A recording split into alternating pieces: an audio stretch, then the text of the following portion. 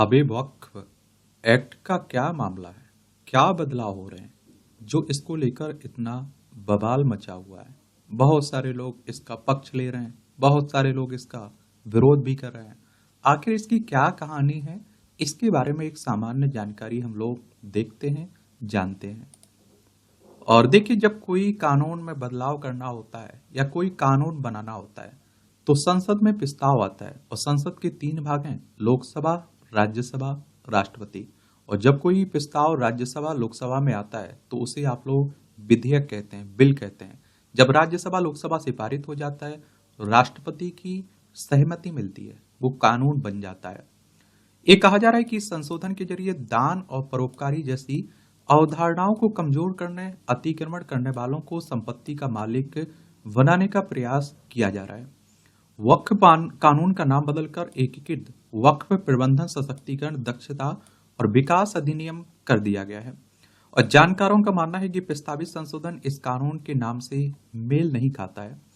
अल्पसंख्यक मामलों के मंत्रालय की ओर से प्रस्तावित संशोधन विधेयक की कॉपी भी सभी सांसदों को बांट दी गई है। सरकार का दावा है कि ये संशोधन कानून में मौजूद कमियों को दूर करने, वक्फ की संपत्तियों के प्रबंधन और संचालन को बेहतर बनाने के लिए जरूरी है। वक्फ के में ये रुचि इसके तहत आने वाली बड़ी संपत्तियों की ओर इशारा करती है। वक्फ की संपत्ति 8.72 लाख संपत्तियां हैं इसकी। कितनी? 8.72 लाख संपत्तियां और 3.56 लाख जायदादें। कुल आप देखेंगे 9.4 लाख एकड़ जमीन में फैली हुई है। रक्षा मंत्रालय भारतीय रेलवे के बाद अगर सबसे अधिक संपत्तियां किसी के अधीन है तो आप देखेंगे वक्फ बोर्ड के पास है। इन तीनों के पास देश में सबसे अधिक जमीनों का मालिकाना हक है। अदालत में कानून को चुनौती। तो पिछले 2 सालों में देश के अलग अलग उच्च न्यायालयों में वक्फ से जुड़ी करीब 120 याचिकाएं दायर की गई थी और इसके बाद इस कानून में संशोधन प्रस्तावित किए गए हैं। और अदालत में दी गई अर्जियों में वक्फ कानून की वैधता को इस आधार पर चुनौती दी गई थी कि जैन, सिख और अन्य अल्पसंख्यकों समेत दूसरे धर्मों में ऐसे कानून लागू नहीं होते हैं। वकील अश्विनी उपाध्याय ने बीबीसी हिंदी से कहा कि धार्मिक आधार पर कोई ट्रिब्यूनल नहीं रह सकता है। भारत ऐसा राष्ट्र नहीं है हो सकता है जहां 2 कानून हो। यहाँ एक देश और संपत्ति के लिए एक कानून हो। और अदालतों में दायर 120 याचिकाओं में से तकरीबन 15 मुसलमानों की ओर से भी दायर की गई हैं। दान और परोपकार वाले काम कभी भी धर्म के आधार पर नहीं होने चाहिए।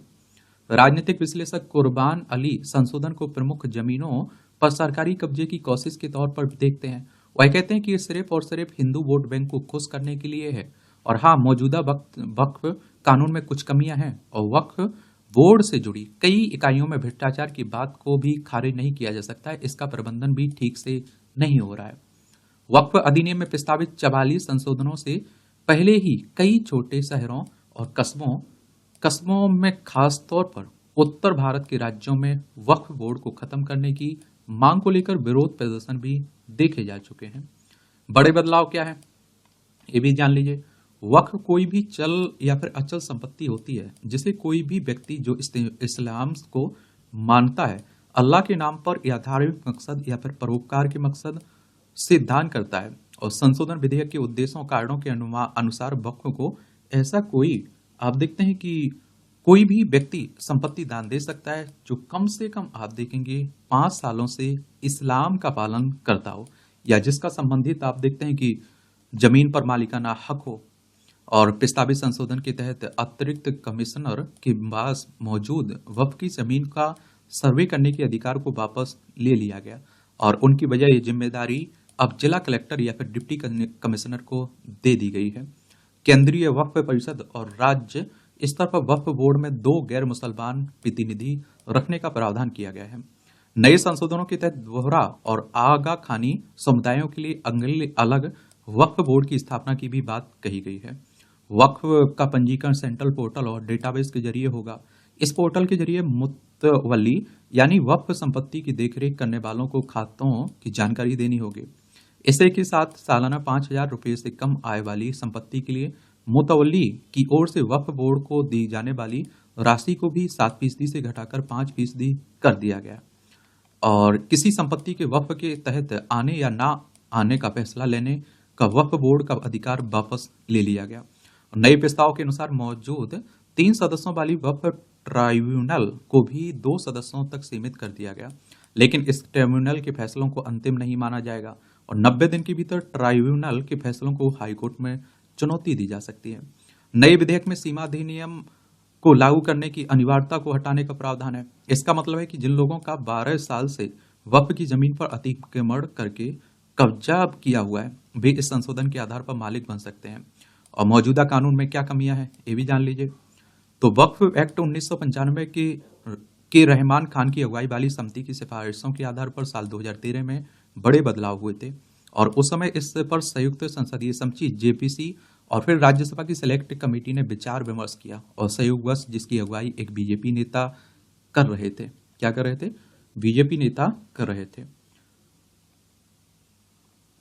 और वक्फ को बोर्ड की कार्यशैली को साफ सुथरा बनाने के लिए काम करने वाले कार्यकर्ताओं के साथ ही कई वकीलों की राय भी एक समान है। सुप्रीम कोर्ट के वकील रऊफ रहीम इस राय को संक्षिप्त में बताते हैं।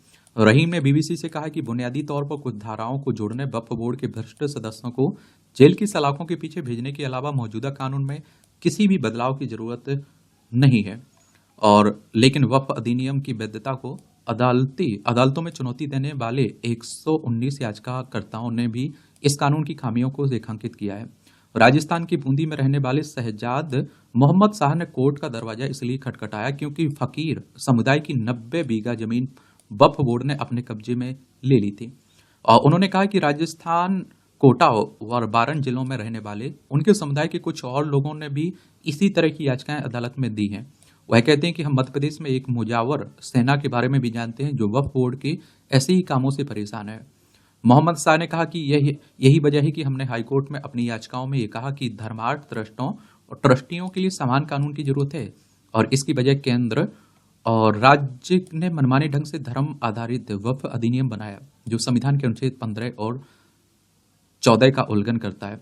और साहिब बीजेपी के मुस्लिम राष्ट्रीय मंच के सदस्य हैं, उनकी याचिका वकील अश्विनी उपाध्याय की अर्जी जैसी ही है। अश्विनी उपाध्याय ने कहा सरकार मंदिरों से 1 लाख करोड़ रुपए पाती है लेकिन किसी दरगाह या मस्जिद से नहीं, जबकि वह वक्फ के अधिकारियों और अन्य कर्मचारियों को वेतन देती है। हमने याचिका में भी मांग की है कि सभी धार्मिक संपत्तियों पर फैसला सिविल कानून से हो, ना कि वक्फ ट्राइब्यूनल के जरिए। नए संशोधन पर क्या आपत्तियां हैं? तो आप देखिए, राज्यसभा के पूर्व उपसभापति रहमान खान ने बीबीसी हिंदी को बताया कि सबसे पहले तो प्रस्तावित संशोधन ने वक्फ की संपत्तियों के पंजीकरण के लिए एक बोझिल प्रक्रिया बनाई है ताकि ताकत कलेक्टर या डिप्टी कमिश्नर के हाथों में दे दी गई जो पहले ही कई जिम्मेदारियों का बोझ झेल रहे हैं। रहमान खान ने कहा कि बोर्ड और सेंट्रल वक्फ काउंसिल में 2 पद गैर मुसलमानों के लिए आरक्षित करना ठीक है, लेकिन क्या इसका मतलब है कि मुसलमानों को हिंदू मंदिरों के बोर्ड में भी ऐसा ही आरक्षण मिलेगा? सबसे बुरा पहलू तो वक्फ अधिनियम से लिमिटेशन एक्ट यानी सीमा अधिनियम के प्रावधानों को गायब करना है। और आप देखिए, उन्होंने कहा कि इन प्रावधानों को अगर कानून बना दिया गया तो वक्फ की संपत्तियों में भारी कमी आएगी क्योंकि 99% वक्फ संपत्तियों पर अवैध कब्जा है। देश के कई हिस्सों में वक्फ की संपत्तियों पर अतिक्रमण वाले, खासतौर पर पंजाब हरियाणा में अवैध रूप से कब्जाई गई हजारों एकड़ संपत्तियों के मालिक बन जाएंगे। और पुणे के सेवानिवृत्त चीफ इनकम टैक्स कमिश्नर और अब एक्टिविस्ट अकरामुल जब्बार खान अतिक्रमण करने वालों की वक्फ संपत्तियों के मालिक बनने के मुद्दे पर रहमान खान से सहमत हैं। उन्होंने बीबीसी हिंदी से कहा कि इस बदलाव से रियल एस्टेट उद्योग और यहां तक कि ऐसी जमीनों पर कब्जा करने वाले बहुत से बड़े कारोबारियों को भी फायदा होगा। ऐसा लगता है कि संशोधनों के पीछे एकमात्र मकसद ही ये है। लेकिन जब्बार खान नए संशोधनों के कुछ सकारात्मक पहलू गिनाते हुए कहते हैं कि मुझे खुशी है कि उन्होंने केंद्र सेंट्रल वक्फ काउंसिल और बोर्डों पर मुस्लिम सांसदों और विधायकों के एकाधिकार को तोड़ दिया। वे एकाधिकारवादी बन गए थे, उन्होंने कुछ नहीं किया। और आप देखते हैं कि आम लोगों को कोई फायदा नहीं मिला। इन बोर्डों में भ्रष्टाचार भी था। क्या था? भ्रष्टाचार भी था। जब्बार खान ने कहा है कि कुल मिलाकर अगर संसद की स्टैंडिंग कमेटी नहीं बदलती तो वक्फ की संपत्तियों को काफी नुकसान होना तय है। और वह वक्फ की एक ऐसी संपत्ति का उदाहरण देते हैं जिसे अगर ठीक से विकसित किया जाए तो न केवल आप देखते हैं कि दुकानें बन सकती हैं बल्कि बड़ी संख्या में लोगों को रोजगार भी मिल सकता है। वह कहते हैं कि जब आपके पास दुकानें होती हैं तो ऐसे व्यवसाय सभी समुदाय के लोगों को काम देने के अलावा सरकार को टैक्स भी देने होते हैं। इस बीच ऑल इंडिया सज्जादासीन एसोसिएशन के अध्यक्ष अजमेर के सैयद नसीरुद्दीन चिश्ती ने बीबीसी हिंदी को बताया कि अल्पसंख्यक मामलों के मंत्री किरण रिजिजू ने उनके प्रतिनिधि मंडल को आश्वासन दिया कि सरकार अलग दरगाह बोर्ड बनाने की एसोसिएशन के सुझाव पर गंभीरता से विचार करेगी। नसीरुद्दीन चिश्ती ने कहा कि यह हमारी लंबे समय से मांग रही है। दरगाह वक्फ संपत्ति की बड़ी स्टेक होल्डर है। हमें उम्मीद है कि नई संशोधन विधेयक पर चर्चा के दौरान सरकार दरगाह बोर्ड को भी इसमें शामिल करेगी। देखिए, कुछ आपको इसमें जो चेंज हो रहे हैं ना, उनके बारे में आपको बता देते हैं। सर्वे करने का अधिकार जिला कलेक्टर या डिप्टी कमिश्नर को होगा। और केंद्रीय वक्फ परिषद राज्यों के वक्फ बोर्ड में 2 गैर मुसलमान प्रतिनिधि होंगे।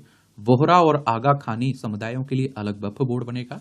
वक्फ का पंजीकरण सेंट्रल पोर्टल और मुतवली को देनी होगी खातों की जानकारी। संपत्ति वक्फ की है, यानी ये फैसला अब वक्फ बोर्ड नहीं करेगा।